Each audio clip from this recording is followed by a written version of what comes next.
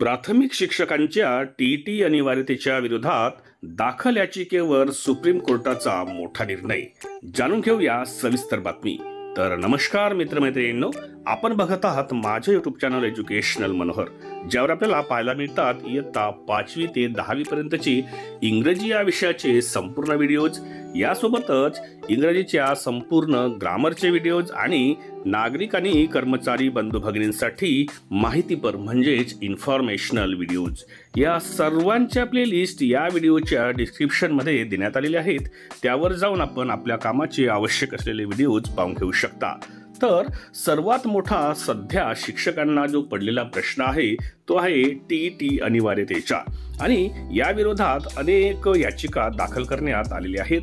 आता या याचिकांवर सुप्रीम कोर्टाने एक मोठा निर्णय दिलेला आहे, त्याबद्दलची सविस्तर माहिती आजच्या व्हिडिओमध्ये आपण बघून घेणार आहोत। त्यामुळे या व्हिडिओला सुरुवात करण्यापूर्वी हे चॅनल एज्युकेशनल मनोहर यावर आपण नवीन असाल तर हे चॅनल आपण सबस्क्राइब करायला विसरू नका, आणि हा व्हिडिओ बघितल्यानंतर या व्हिडिओला एक लाईक करण्यासोबतच जास्तीत जास्त शेअर करायला आपण विसरू नका। चला तर बघूया की टीईटी अनिवार्यतेच्या विरोधात दाखल झालेल्या याचिकेवर सुप्रीम कोर्टाने कोणता एक महत्त्वपूर्ण निर्णय दिलेला आहे। तर शिक्षक पात्रता परीक्षा अनिवार्यतेच्या विरोधात सर्वोच्च न्यायालयात दाखल याचिकेवर सर्वोच्च न्यायालयाने नुकतेच एक मोठा निर्णय दिला आहे। सुप्रीम कोर्टाचा टीईटी अनिवार्यतेचा नियम काय होता मग? तर दिनांक 1 सप्टेंबर 2025 रोजी सर्वोच्च न्यायालयाने निर्णय देत इयत्ता 1ली ते 8वी पर्यंत शिकविणाऱ्या शिक्षकांना शिक्षक पात्रता परीक्षा उत्तीर्ण होणे आवश्यक असेल। जे उत्तीर्ण नाहीत अशांना पुढील 2 वर्षात उत्तीर्ण होणे अनिवार्य असेल, तर ज्यांचे निवृत्तीचे वय हे 5 वर्ष बाकी आहेत अशांना सदर परीक्षामधून सूट देण्यात आलेली आहे। सदरचा निर्णय हा न्यायमूर्ती दीपांकर दत्ता व जस्टिस ऑगस्टिन जॉर्ज मसिह यांनी दिला होता। या निर्णयामुळे शिक्षक पुन्हा एकदा चिंतेत पडलेले आहेत।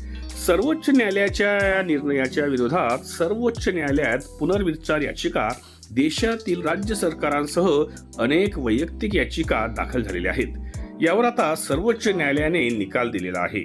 मग हा टीईटी पुनर्विचार याचिका निकाल कोणता आहे?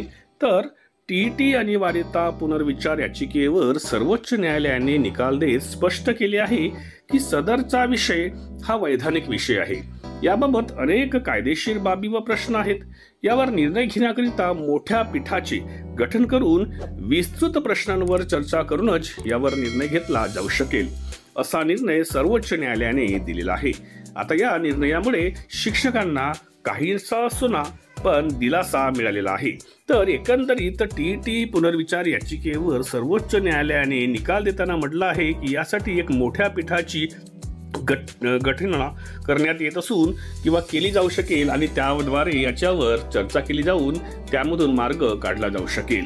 तर या निर्णयामुळे कदाचित एक थोडीफार शिक्षकांच्या मनामध्ये टीईटी बाबतची एक भीती होती, त्याबद्दलची एक थोडाफार त्यांच्या मनामध्ये विश्वास निर्माण झाला असेल, यात शंका नाही।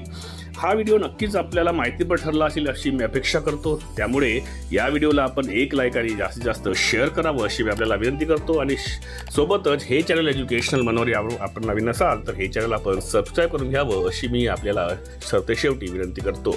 पुन्हा एकदा अशाच एका व्हिडिओमध्ये मी आपल्याला भेटणार आहे। तोपर्यंत माझ्या सर्व शिक्षक मित्रमैत्रिणींना माझा नमस्कार।